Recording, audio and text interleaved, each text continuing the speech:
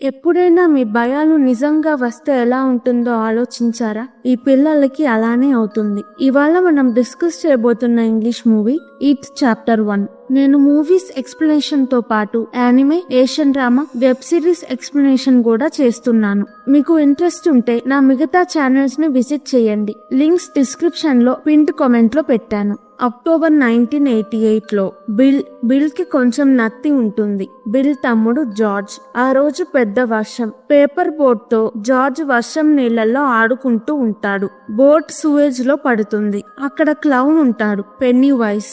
George boat పట్టుకొని కొంచెం సేపు మాట్లాడతాడు. క్లౌన్ చేతిలో నుంచి బోట్ తీసుకుందామని జార్జ్ కొంచెం వంగి బోట్ ని అందుకోవడానికి చూస్తాడు. పెన్నీ వైస్ జార్జ్ చెయ్యి కొరికేసి తనని లోపలికి లాగేస్తాడు. 1 year తర్వాత జూన్ 1989 లో Stan, Eddie, Richie, Bill friends. స్కూల్లో కొత్త స్టూడెంట్ బెన్ కి బెవర్లీ అంటే ఇష్టం. Bill classmate Betty missing. George కూడా మిస్సింగ్. మైక్ అనే అతను ఇంట్లో నుంచో చదువుకుంటున్నాడు. వాళ్ళ ఫ్యామిలీ మాంసం అమ్ముతారు. మైక్ కి పెన్నీ వైస్ కనిపిస్తాడు. స్టాన్ ఇంట్లో భయంకరమైన పెయింటింగ్ ఉంటుంది. అదంటే తనకి చాలా భయం. ఒకరోజు ఆ పెయింటింగ్ బ్రతికి ఉన్నట్టు అనిపిస్తుంది. బిల్, ఆ రోజు పెద్ద వర్షం పడింది. జార్జ్ సూయేజ్ లో పడిపోయి ఉంటాడు అని Bill, Richie, Stan, Eddie holidays అప్పుడు జార్జ్ ని వెతకడానికి వెళ్తారు.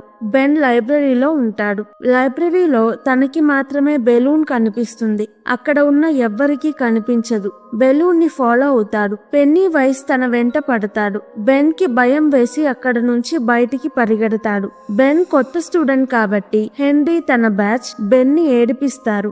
బెన్ వాళ్ళ నుంచి తప్పించుకొని సూయేజ్ వైపు వెళ్తాడు. బిల్ వాళ్ళకి సూయేజ్ లో బెట్టీ షూ కనిపిస్తుంది. బిల్, లోపల బెట్టీ ఇంకా బ్రతికి ఉందేమో, మనం తన కోసం జార్జ్ కోసం వెతకాలి అంటాడు. స్టాన్, ఎడ్డీ, మేము రాము, బెట్టీ లాగా మేము కూడా మాయం అవుతామేమో అంటారు. అక్కడికి బెన్ వస్తాడు. బెన్ ని వెతుక్కుంటూ హెన్రీ బ్యాచ్ లో ఒక అతను వస్తాడు. సూయేజ్ పైప్ లో ఏదో సౌండ్ వస్తే దానిలోకి వెళ్తాడు. బెలూన్ కనిపిస్తుంది. పెన్నీ వైస్ అతనిని చంపేస్తాడు. బెన్ కి దెబ్బలు తగిలి ఉంటాయి. బిల్ వాళ్ళు తనని మెడికల్ షాప్ కి తీసుకొని వెళ్తారు. బెవర్లీ కూడా అదే షాప్ లో ఉంటుంది. బిల్ వాళ్ళకి డబ్బులలో సహాయం చేస్తుంది. బిల్ కి కూడా బెవర్లీ నచ్చుతుంది.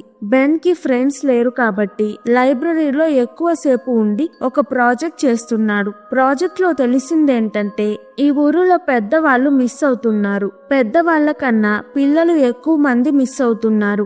బెన్ కొన్ని మిస్సింగ్ కేసెస్ ని ఇన్వెస్టిగేషన్ చేస్తున్నాడు. చాలా ఏళ్ల క్రితం 91 మెంబర్స్ మిస్ అయ్యారు. ఎలానో ఎవ్వరికీ తెలియదు.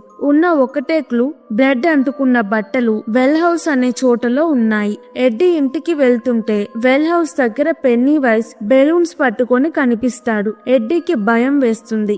బెవర్లీ సింక్ లో నుంచి చాలా బ్లడ్ తన మీద పడుతుంది. బ్లడ్ తన నాన్నకి కనిపించదు. బిల్ కి కూడా తన ఇంట్లో పెన్నీ వైస్ కనిపిస్తాడు. నెక్స్ట్ రోజు Beverly Bill, Stan, Eddie, Ben, రిచీని పిలిచి బ్లడ్ చూపిస్తుంది. వాళ్ళకి బ్లడ్ కనిపిస్తుంది. బెవర్లీకి అందరూ రక్తం తుడవడంలో హెల్ప్ చేస్తారు. ఇంటికి వెళ్లే దారిలో మైక్ ని హెన్రీ బ్యాచ్ కొడుతూ ఉంటారు. మైక్ కి క్లౌన్ కనిపిస్తాడు. బెవర్లీ, మనం మైక్ కి హెల్ప్ చేయాలి అని హెన్రీని రాళ్లతో కొట్టి మైక్ ని కాపాడతారు. అందరికీ ఒకే క్లౌన్ కనిపించాడు, రిచీకి తప్ప. బెన్ రీసెర్చ్ లో ఈ ఊరిలో బిల్డింగ్ పేలిపోవడం, పిల్లలు మిస్ అవ్వడం లాంటివి 27 years కి ఒకసారి జరుగుతూ ఉన్నాయి. జరిగిన అన్ని సంఘటనలు సూయేజ్ కి దగ్గరలో జరిగాయి. అన్ని సూయేజెస్ వెల్ హౌస్ కి కనెక్ట్ అయి ఉన్నాయి. అందరూ డిస్కస్ చేస్తుంటే కెమెరాలో ఫొటోస్ ఆటోమేటిక్ గా మారిపోతూ క్లౌన్ కనిపిస్తాడు. బిల్, మనం వెల్ హౌస్ కి వెళ్దాం, అక్కడే జార్జ్ ఉంటాడు అని అందరూ వెల్ హౌస్ కి వెళ్తారు. ఎడ్డీకి జర్మ్స్ అంటే భయం. ఎప్పుడూ నీట్ గా ఉండాలి అనుకుంటాడు. తనకి ఇన్ఫెక్షన్ ఉన్న అతను కనిపిస్తాడు. భయంతో పరిగెత్తుతూ పై ఫ్లోర్ నుంచి కింద పడతాడు. తన చెయ్యి ఫ్రాక్చర్ అవుతుంది. రిచీకి క్లౌన్స్ అంటే భయం. తనకి చాలా క్లౌన్ బొమ్మలు కనిపిస్తాయి. పెన్నీ వైస్ ఎడ్డీని తీసుకువెళ్లడానికి వస్తుంటే అందరూ తనని కాపాడుతారు. బెవర్లీ పెన్నీ వైస్ కన్నుని పొడుస్తుంది. తను బావిలోకి వెళ్లిపోతాడు.